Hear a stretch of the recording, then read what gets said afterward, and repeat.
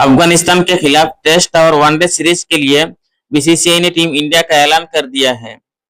रोहित शर्मा और Virat Kohli one day team के लिए टीम में शामिल किया गया है। 6 जून से लेकर 10 जून तक भारत अफगानिस्तान के बीच एकमात्र टेस्ट मैच न्यू चंडीगढ़ में खेला जाएगा। उसके बाद 14 जून से लेकर 20 जून तक 3 मैचों की वनडे सीरीज खेले जाएगी। पहला वनडे 14 जून धर्मशाला दोपहर 1:13 पर शुरू होगा। दूसरा वनडे 17 जून लखनऊ में खेला जाएगा। तीसरा वनडे 20 जून चेन्नई में खेला जाएगा।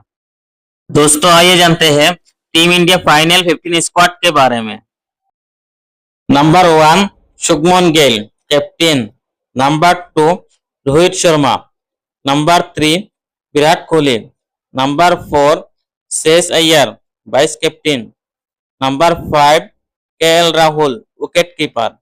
Number 6 Ishan Kishan wicket keeper. Number 7 Hardik Pandya. Number 8 Nitish Kumar Reddy.